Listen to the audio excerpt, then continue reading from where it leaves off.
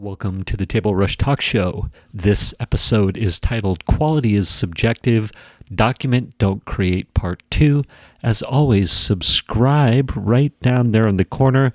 In this episode, I get into subjective versus objective, and that quality is subjective, so you should be cranking out the content. Gary V agrees. What else do I talk about? Oh, yes, I've been sending out some quotes. People have been interested in having me create TikTok, shorts, reels, all that stuff by repurposing their current long-form videos. Listen in, super fun episode. Document Don't Create, Part 2. Batch recording's so great. Unfortunately, I've got the same shirt, so I can't pretend that it's a different day. Same shirt, same ponytail, same glasses. If I was smart, I'd go on my walk with a backpack and have 4 t-shirts in it, so I could swap the t-shirts, change my hair. That's what people do. You realize that that's what content creators do. They batch record a whole bunch of episodes in one sitting, and they change their clothes, they change their hairstyle, they do all this stuff so it can look like it's a legit new episode every day. But really, on this walk, I could probably get out 4 or 5 8 to 10 minute riff episodes, but you're gonna know. So be it. Messy action. And I'm going to refer back to, I love this thing from Gary V, which I'm going to remind you of. Quality is subjective versus it being objective. Some people watching this or clicking through this quick is going to say that this is not a quality piece of content, because it's perhaps not thought out super well, it's perhaps not edited up, it's perhaps all these different things, right? And an objective viewpoint means that that is true. That we can look at a piece of content and go, everybody can say, yes, that is good quality, or no, that is bad quality. But here's the thing. Somebody is going to see this and go, that's a great piece of content because it's from the heart and somebody's going for it, I'm going for it, or whatever it is. Or they love that they can hear the birds chirping in the background and they get to see some trees in the park, whatever. It's meditative for them, perhaps, I don't know. Your voice is so soothing. And so they're going to say, yes, that is the perfect piece of content. So that's objective, is that when everybody says yes or everybody says no, or you can point to it and there's no argument. You know, it's either good or bad. Subjective viewpoint is more of an opinion. There's an opinion to it. Some people are going to go, yeah, that's awesome. Some people are going to go, no, that's not awesome. And so it's in the eye of the beholder.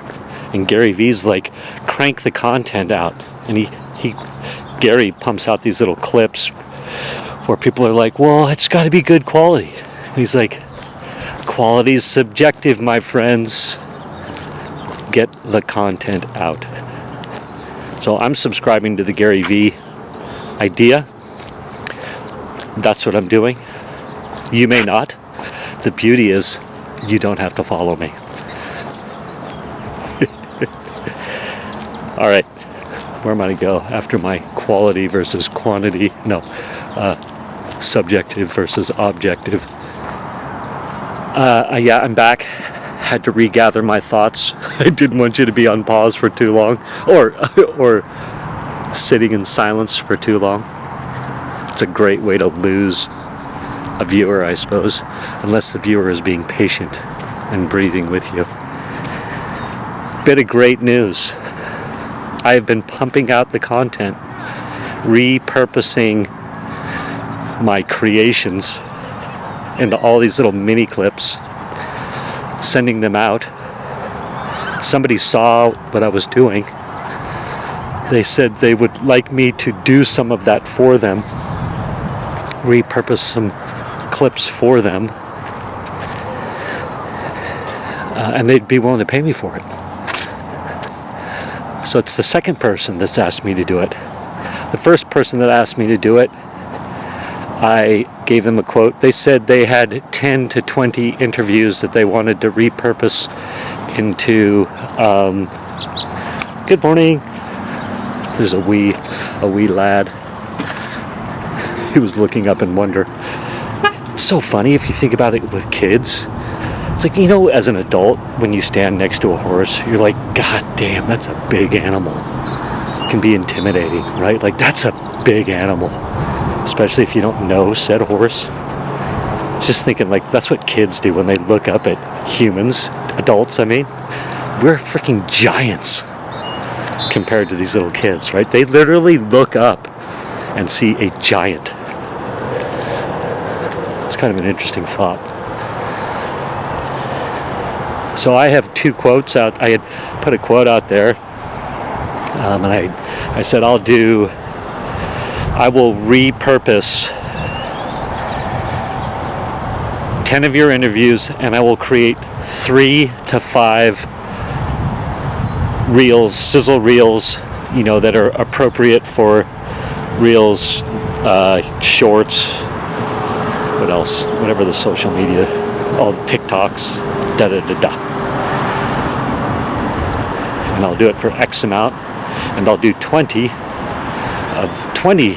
of those interviews for X amount. I was even gonna schedule the interviews and wrangle them in and do all that. So I'd record the interviews, then slice them and dice them. So if you did 10 interviews, if I were to slice and dice 10 interviews, they would end up with 30 to 50 cool social media clips, shorts, TikToks, reels. What do we call these things? Let's call them a mini clip. I just call them a mini clip to keep it straight, or a reel is appropriate, I suppose. A short mini clip. So create these mini clips.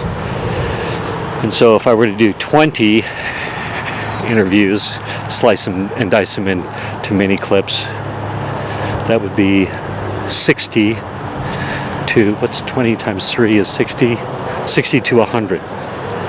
That's a lot of content to give somebody that they can push out a TikTok or 2 every day, or they can push it out across all short form platforms, in your stories, in your posts, all over the place, which I've been doing to awesome effect. So this person didn't have budget for that, because I was like, here's what I'll do, because it takes a lot of work. And so she said no.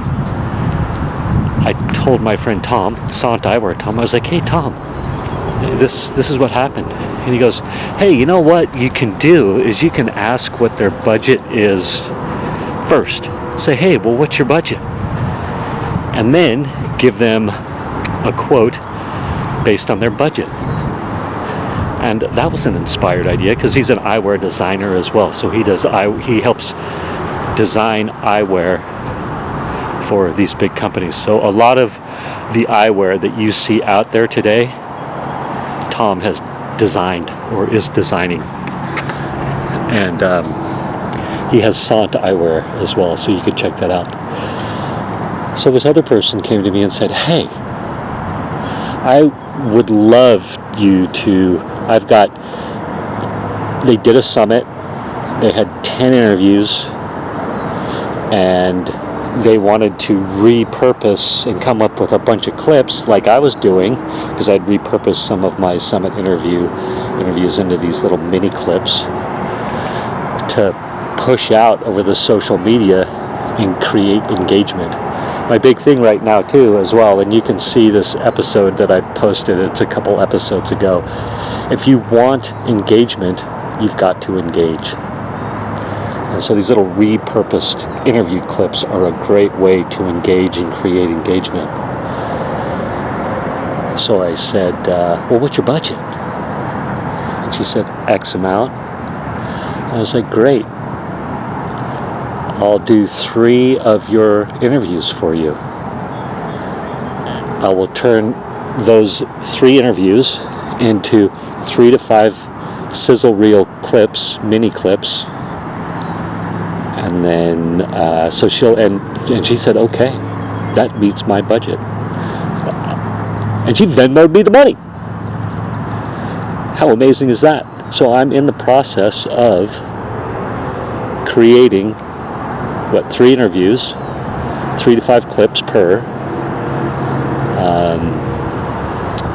all these clips for her. So that's going to be, 9 to 15 clips that then she can push out over all the platforms. I make them so they're push-outable over all the platforms. How's that? That's pretty exciting.